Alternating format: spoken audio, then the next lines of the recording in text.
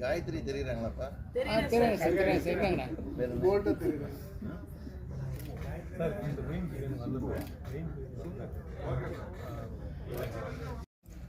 மக்களை கரகோஷங்கள். நன்றி நன்றி. 19 படங்களுக்கு பாடலாசிரியராகவும் பணியாற்றி அவருடைய படங்களையும் பாடல்களையும் ஆசிரியர்கள் எம்ஃபில் பிஹெச்டி படிக்கிறவங்களாம் எடுத்து ஆராயக்கூடிய அளவிற்கு மிகச்சிறந்த இயக்குனர் தயாரிப்பாளர் ஆர்வி உதயகுமார் அவர்களை மேடைக்கு அழைக்கிறோம்.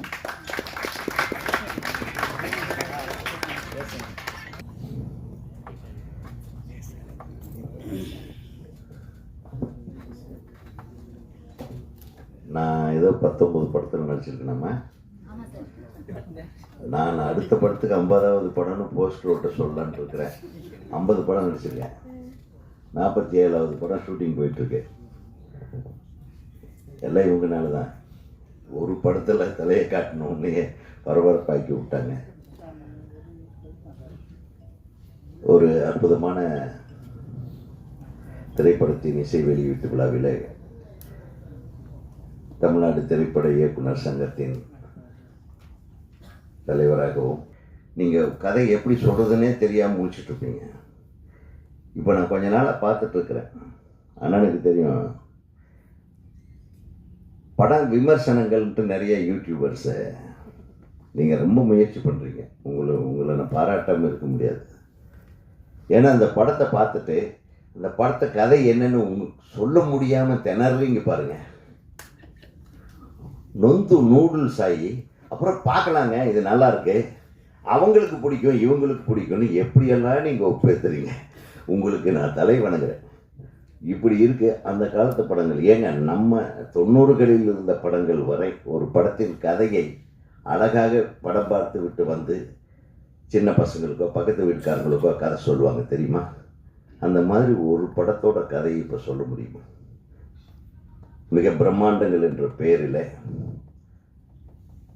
மக்களுடைய பாக்கெட்டை மட்டுமே எங்கே இந்த பாக்கெட்லேருந்து எவ்வளவு எடுக்கலான்றதை மட்டுமே மைண்டில் வச்சுட்டு ஸ்கிரிப்ட் பண்ணி அது உட்கார்ந்து ஜனங்க வேறு வழி இல்லாமல் எல்லா தேட்டர்லேயும் அதே படத்தை போட்டு வேறு எங்கேயுமே போக முடியாது, நீங்கள் அங்கே தாண்டா வந்தாகணுன்றது கட்டாயப்படுத்தி இன்றைக்கு வசூல் வேட்டையில் ஈடுபடுகிறார்கள். இது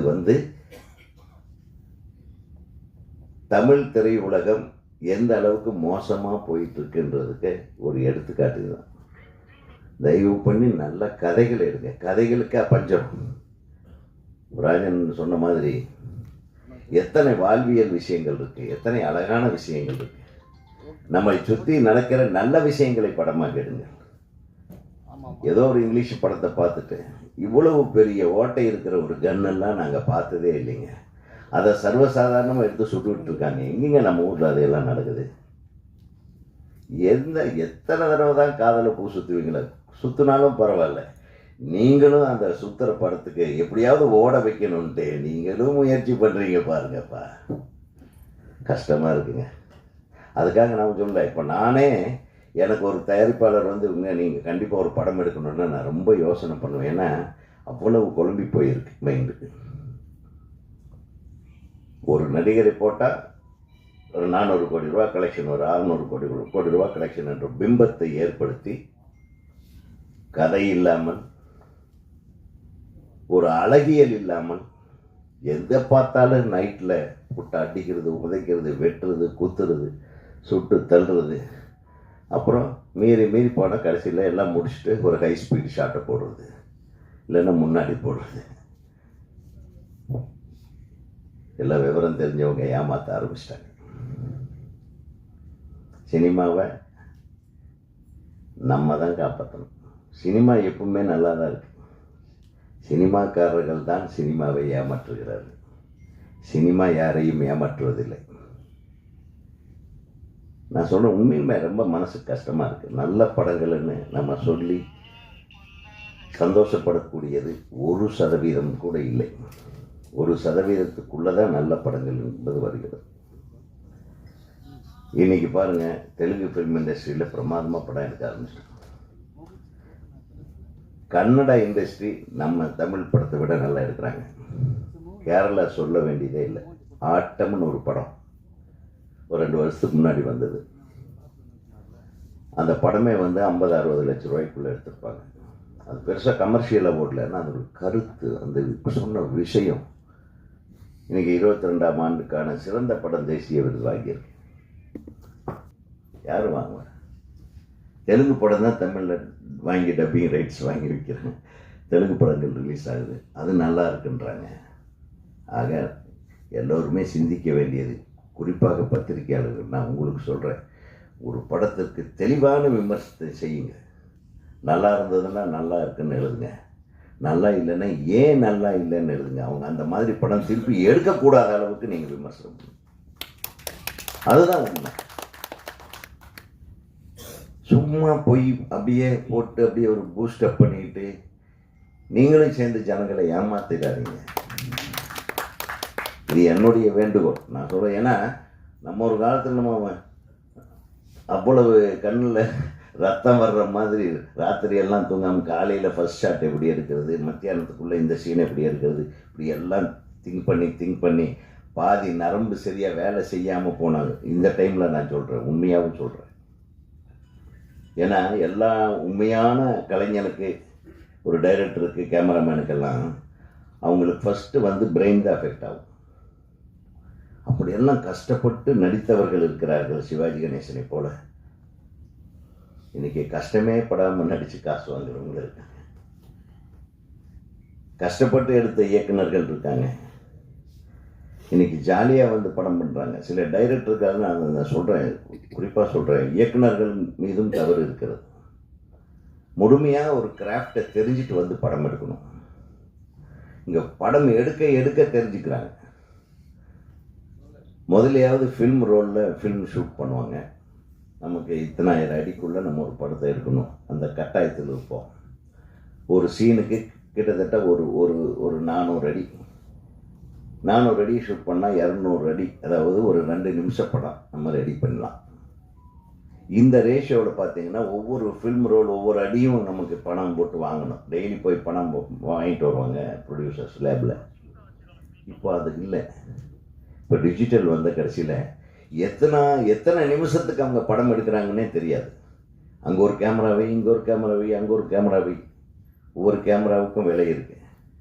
அதை எடிட் பண்ணுறது, எல்லா கண்டென்ட்டையும் பார்த்து எடிட் பண்ணுறாங்களேன்றதே ஒரு டவுட்டாக இருக்குது. நான் அவ்வளவு கண்டென்ட்டு. ஆக planning is a must. Plan பண்ணி ஒரு இயக்குனர், ஒரு தயாரிப்பாளர், நல்லா பிளான் பண்ணி படம் எடுத்த ஒரு தயாரிப்பாளரை காப்பாற்ற முடியும். பிளான் பண்ணி ஒரு தயாரிப்பாளர். மேடையில் இருக்கும் பெரியவர்களுக்கு வணக்கம், ப்ரெஸ் பீப்புள் எல்லாருக்கும் வணக்கம். ரொம்ப சந்தோஷம், எங்கள் படத்தை ப்ரமோட் பண்ணுறதுக்காக வந்ததுக்காக ரொம்ப சந்தோஷம். சின்ன படம் பெரிய படம் பார்க்காம இந்த படத்தை பார்ப்போம், படம் நல்லா இருந்தால் கண்டிப்பாக ப்ரமோட் பண்ணுவோங்கிற எண்ணத்தோட, நல்ல எண்ணத்தோடு வந்த அத்தனை பேருக்கும் வணக்கம்.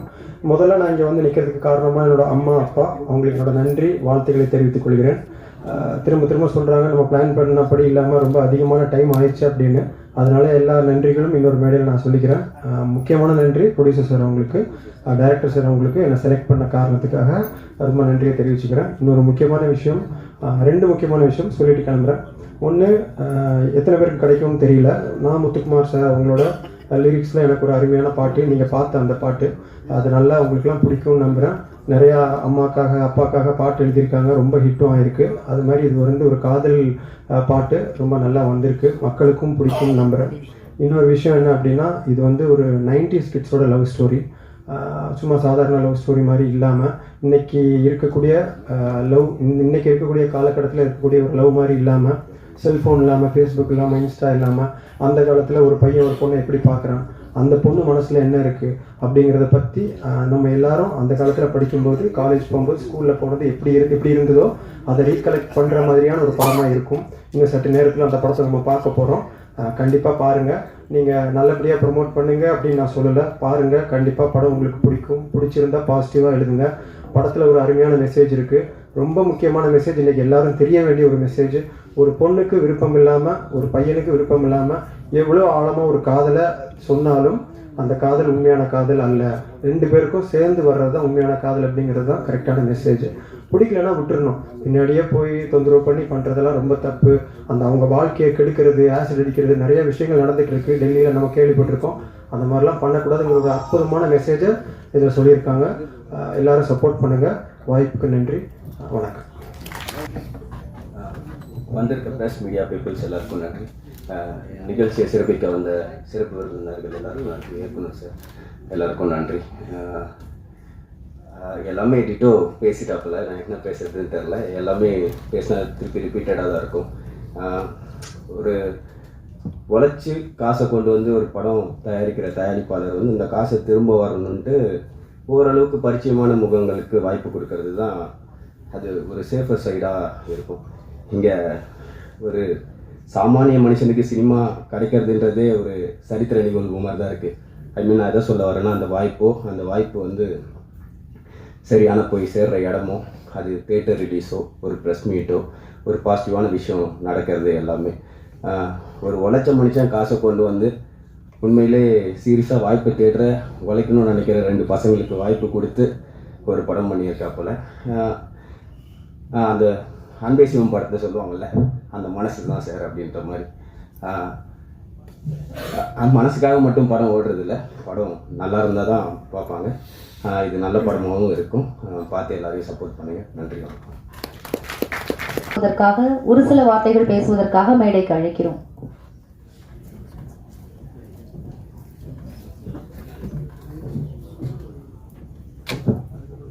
எல்லாருக்கும் வணக்கம். அண்ட் ப்ரெஸ் அண்ட் மீடியாவில் வந்திருக்கவங்களுக்கும் வணக்கம். மீடியாவில் எல்லாருக்குமே வணக்கம். இந்த படத்தோட சாங் அண்ட் ஆடியோலாம் பார்த்துருப்பீங்க, எல்லாருக்கும் பிடிச்சிருக்கோன்னு நினைக்கிறேன்.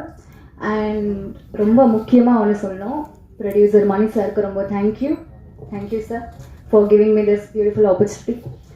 அண்ட் எல்லாருக்குமே இந்த படம் ரொம்ப பிடிக்கும்னு நினைக்கிறேன். ஏன்னா இந்த பெண்களுக்கு ஒரு நல்ல மெசேஜ் இருக்குது இந்த மூவியில்.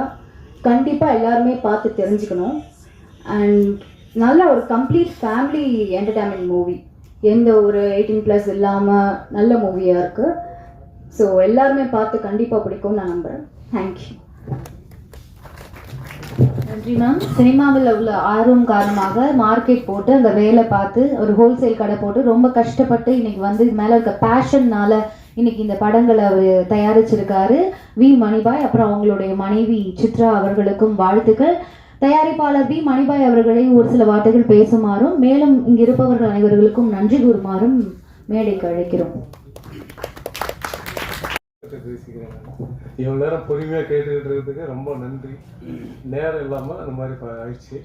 உங்களுக்கு முதல்ல நன்றி நான் தெரிவிச்சுக்கிறேன். இந்த படத்துக்கு வந்த உதயகுமார் சார் அவர்களுக்கு நன்றி, ராஜன் சார் அவர்களுக்கும் நன்றி, விஜயமுரளி அவர்களுக்கும் நன்றி, விசயம் சிற்பி அவர்களுக்கும் நன்றி தெரிவிச்சுக்கிறேன். அவர் அனைவருக்கும் மேடையில் ஹீரோயின் அனைவருக்கும் நன்றி தெரிவிச்சுக்கிறேன். இங்கே யூனிவர்சிட்டி ஜெனிஷ் அவர்கள் பேரரசு சாருக்கு வணக்கம் தெரிவிச்சுக்கிறேன். பைலோன் ரங்கநாதர் அவர்களுக்கும் நன்றி தெரிவிச்சுக்கிறேன். அனைவருக்கும் நன்றி தெரிவிச்சுக்கிறேன். உதயகுமார் சாருக்கு நன்றி, அனைவருக்கும் நன்றி. கணேஷாமி கூட உதவி பண்ணி அந்த லாஸ்ட்டாக அந்த பாட்டை நீங்கள் கேட்டீங்க இல்லையா, அதுக்கு அந்த பாட்டு நான் தான் எழுதி கொடுத்தேன் அவங்கள்ட்ட. அவர் டியூன் அவராக போட்டு பாடிட்டார், நான் எழுதி கொடுத்துட்டேன். அவர் தான் அந்த தொடர்ந்து போனாலே பாட்டு மியூசிக் பண்ணவர் அவர் தான். நான் ஒரு 10 நிமிஷம் நான் எழுதி கொடுத்தேன், தொடர்ந்து போனாலே ஒரு மறந்து போனாலே அப்படின்னு அழகாக எழுதி கொடுத்துட்டேன். ஆனால் அருமையாக அவர் மியூசிக்காக கொண்டு வந்து இந்த நாகஸ்வரம் பாலை வச்சு அருமையாக கொடுத்தாங்க. அதை நீங்கள் பார்த்துருப்பீங்க, ரசிச்சிருப்பீங்கன்னு நினைக்கிறேன். மற்றபடி நீங்கள் படம் பார்க்க போகிறீங்க, பார்த்துட்டு நீங்கள் பாருங்கள், நாமளே சொல்கிறதுக்கு இல்லை. அப்புறம் இன்னொன்று சொல்லணும், உங்களை மாதிரி தான் நான் ரொம்ப கஷ்டப்பட்டு இந்த சினிமாவுக்கு வந்து சொல்லணும்னா நம்ம கோயம்பேடு மார்க்கெட்டை மூட்டை தூக்கி தான் தொழில் ஆரம்பித்தேன். பெரிய பணக்கார வீட்டுக்குள்ளலாம் நான் கிடையாது. ஆனால் எல்லாரையும் தான் மதிக்கணும், கவனிக்கணும் அப்படின்ட்டு எப்படியும் இந்த படத்தை வந்து யாருக்கும் பாக்கி இல்லாமல் நான் கொடுத்துருக்கேன். எல்லாருக்கும் நல்லா எடுத்துருக்கேன்னு சொல்கிறத விட தயவுசெய்து நீங்கள் பாருங்கள், பார்த்துட்டு எனக்கு சொல்லுங்கள். வேறு வளவலன்னு பேச விரும்பல. உங்கள் அனைவருக்கும் நன்றியை சொல்லிட்டு, ஏன்னா உங்களுக்கு தான் இருக்குது, நீங்கள் தான் காப்பாற்றுவீங்க. நன்றி. தயாரிப்பாளர் சித்ரா அவர்களை மேடைக்கு அழைக்கிறோம். இப்படத்தின் தயாரிப்பாளர் சித்ரா அவர்களை மேடைக்கு அழைக்கிறோம்.